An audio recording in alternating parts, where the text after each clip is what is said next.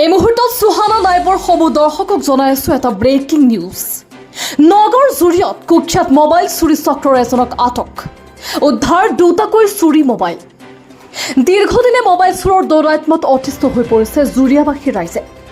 আজি বৃহস্পতিবাৰে জুৰিয়াৰ থিয়তামণি গাঁৱত চুৰি মোবাইল বিক্ৰী কৰি থকা অৱস্থাতে আল ইছলাম নামৰ এটা কুখ্যাত মোবাইল চোৰক ৰাইজে হাতে লুটে ধৰি উত্তম মাধ্যম সোধাই জুৰিয়া আৰক্ষীক গতাই দিয়ে।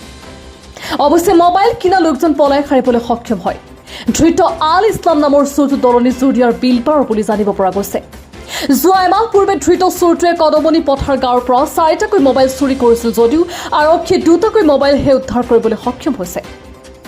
সম্প্ৰতি ধৃত চোৰটোক জেৰা অব্যাহত ৰাখিছে জুৰিয়া আৰক্ষীয়ে।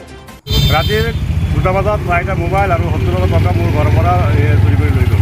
কেতিয়া আনিছে? ৰাতি 2টা বজাত, আজি একমাহ হৈ গ'ল। এতিয়া কেনেকৈ গম পালে? ধৰিছে এতিয়া আমি বেলেগত খবৰ লৈ এইটো ধৰিছোঁ। বিক্ৰী কৰা অৱস্থাত নেকি? বিক্ৰী কৰাৰ পাছত ধৰিছোঁ। চোৰটো ক'ৰ হয়? চোৰটো মই শুনিছোঁ জলঞ্জিৰা বুলি। জলঞ্জিৰা কি নাম? নামটো মই নাজানো। নাম নাজানো। নাম নাজানো। আপোনাৰ ঘৰ ক'ত? মোৰ ঘৰ দৰিয়া কদমনি পথাৰ। কেইটা মোবাইল চুৰি হৈছিলে? 4টা। 4টাই পাইছে? 4টা না 3টা পাইছোঁ, এটা পোৱা নাই এতিয়াও। 3টা পাইছে না? এতিয়া চোৰটোক আৰক্ষী চমজাই দিলে? চোৰটো এতিয়া আৰু লৈ গ'ল। এই গাঁওখনৰ নাম কি? মোৰ নাম গোলদাৰ হুছেইন। গাঁওখনৰ নাম কি? গাঁওখন কদমনি পথাৰ। ফোন পে কৰি সি 5,000 টকা দিছে। কোনে দিছে? জলিলে। জলিল ক'ৰ হয়? যাৰ পৰা আপুনি মোবাইল পাইছে। পিছত কি হৈছে? সি তাৰ পৰা পইচা পাওঁ, তাৰপিছত তাৰ মামাৰ লগত কেছ কাল হৈছে। যাত্ৰাগান হৈছিল আমাৰ ইয়াত, যাত্ৰাগানত কেছ কাল হৈছিল। সেইটো কাৰণে মানে সিহঁতে আমাক মানে আমাৰ গাঁৱত গৈ মাৰপিট কৰিব নোৱাৰে। তাৰ ভাগিনত লগাই তাৰ ভাগিনে মানে মোবাইল চুৰ কৰে। সি মানে বদমাছি চুৰেই।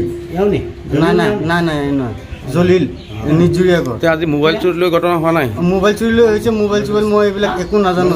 তাত মোবাইল পাইছে। সি মোবাইল ক'ত বিক্ৰী কৰিছে, কোনটো মানুহৰ তাত বিক্ৰী কৰিছে, সেইবিলাকৰ পৰা মোবাইল ওলাই আনিছে। আনি আপোনাক কোনে মাৰিছে? মোক মাৰিছে জলিলৰ মামা, যাহঁতৰ লগত মোৰ কেছকাল আছিল যাত্ৰাগানত। নগাঁৱৰ পৰা বিভূতি বৰাৰ ৰিপৰ্ট, সুহানা লাইভ।